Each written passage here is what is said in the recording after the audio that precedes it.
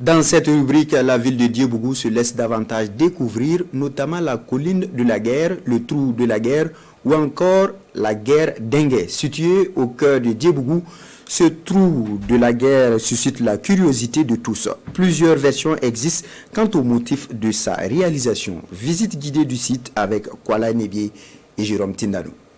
Bienvenue à la grotte historique de Diebougou. Allons-y à la découverte de cette grotte-là ensemble.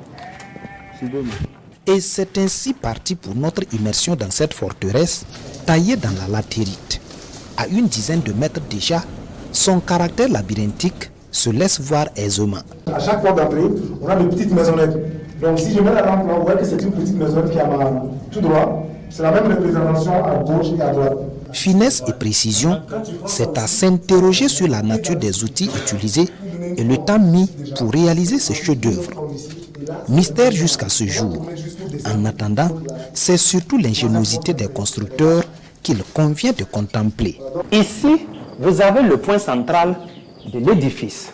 C'est également à partir d'ici que vous pouvez observer la rigueur et la cohérence architecturale de la bâtisse. Vous avez les jonctions entre les trois galeries, mais aussi les trois portes d'entrée. La cuvée des visiteurs s'offre une partie de balade dans les tunnels pour mieux assouvir sa curiosité.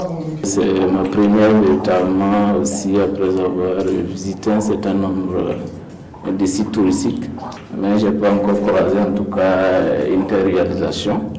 Voilà, en tout cas, c'est fort comme impression. Depuis on est né, on n'a jamais vu ça.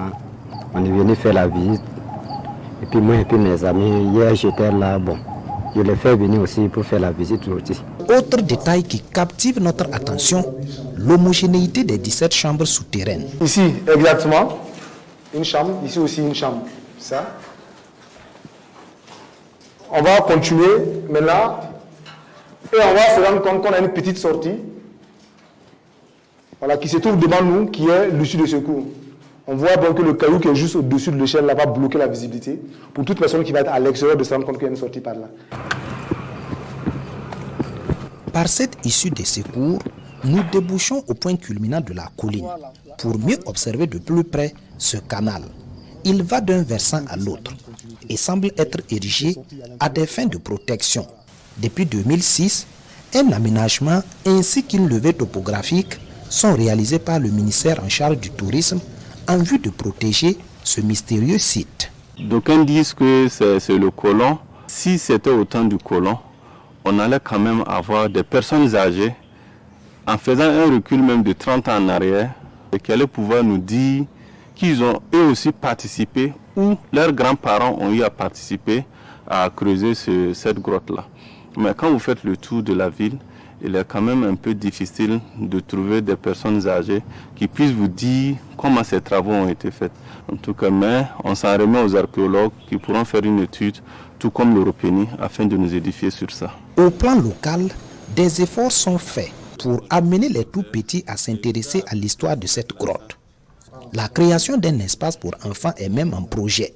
Dans le contexte actuel de promotion du tourisme interne, un travail scientifique en vue de lever les nombreuses zones d'ombre qui entourent ce monument s'avère nécessaire.